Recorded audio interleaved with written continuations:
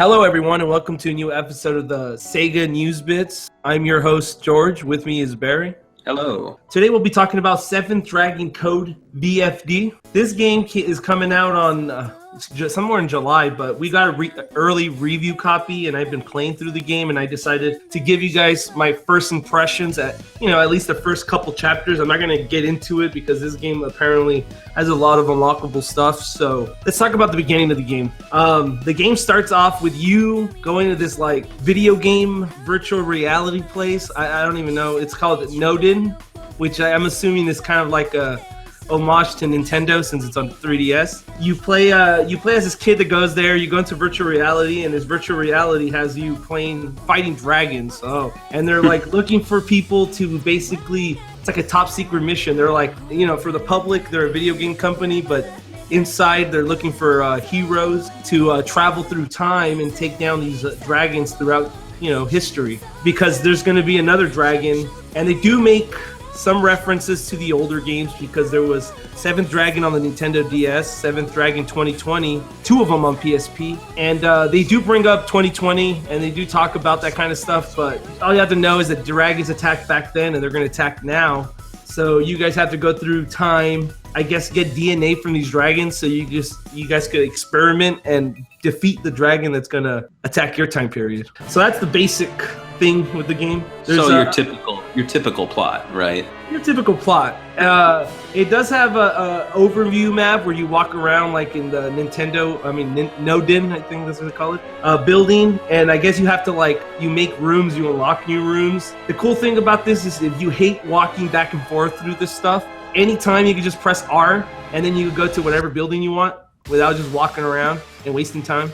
If you're expecting like a Final Fantasy type RPG where like the lead character it's like they have a name and they have this backstory, this is not it. This is like a silent hero like Zelda where you could, because the game has like multiple character designs, you can make any of them the lead character. You can change the lead character anytime you want throughout the game. But that kind of gives you a few issues because like most of the XP from this game is given to you when you beat a chapter.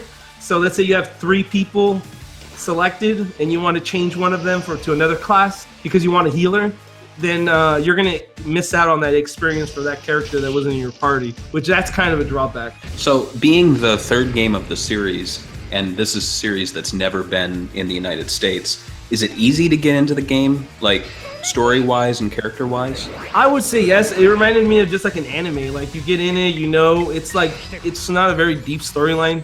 You just have to know that you're working for this kind of shady company, that they're not telling you all the secrets, and they're having you go through time with very little preparation, obviously, and slay these dragons. That's kind of like the whole premise of the game. So the maps are just like dungeons maps. They're just, you walk around and then kind of like it is how do you say it? Random, the fighting.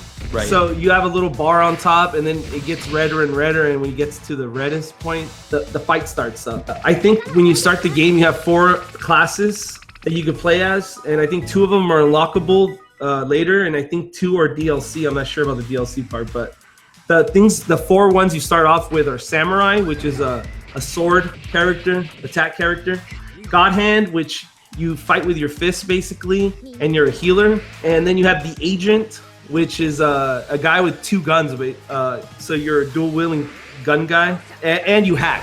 I don't know. I never got the hacking to work for me in the game, so I just don't use it. And the last one, which I kind of like, it's the Duelist, which is basically the Magic version, but with this one you get cards, and there's a way that the system works where like you have 2, like when you start off you only have 2 cards, right? And so let's say you have fire and fire. There's some moves that you need fire and fire, 2 fire cards to use. Sometimes you need a fire and an ice, so It's kind of like a luck of the draw of the cards, and you can use moves to pull more cards, so you have more magic. So I'm using the Duelist as my main right now, and it's kind of hard, honestly.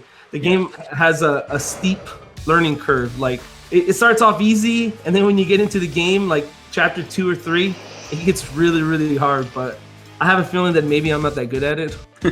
Now, are there difficulty modes, or is it just what it is? I think it's normal, and I think if you beat it, I think you unlock hard. But so far, I'm pretty interested in the game. There's some cool stuff, like Yuzo Koshiro. Am I saying that name right? Yeah. The guy that did the soundtrack to Streets of Rage 2 and Shinobi did the soundtrack for this game. So the soundtrack is good. The gameplay, it's very basic. It's a traditional RPG. If you're looking for a traditional RPG, give this game a look because it's actually pretty good. I mean, for what it is, it's nothing like the next Final Fantasy or anything, but it's a pretty neat little game that I'm glad Sega brought over. Yeah, right. And it releases in July, correct? Sometime in July. I don't know the exact date, but and I don't even know if they have a pre-order. Do they have pre-order launch date for this one? I mean, like, yeah, there's a launch edition that comes with an art book. Yeah, well, it sounds like an interesting game. So I guess to wrap up this preview, like if there were any games in the past that I've played from Sega that I liked, what would compare, I guess? It's kind of hard. I would say it's like Sega Gaga meets, I guess, Phantasy Star. I mean, it's still in the future. You still go in the past. There's time traveling elements, so there's some sci-fi to it. And you're kind of working for a video game company. There's some side stories where they're kind of very comedic in nature. Like there's this one side quest where you have to get an autograph of some like comic book character. They came to the store or wherever you work at for one of the scientists. I mean, it's just little things like that, and it's pretty, funny written. Mm-hmm. I would say it's a mixture of those two games, but it's its own thing. But I know a lot of people on the forums and a lot of people that visit our site really wanted this game to come west, so I say supported. One thing I need to note before we wrap it up, the game does not have 3D.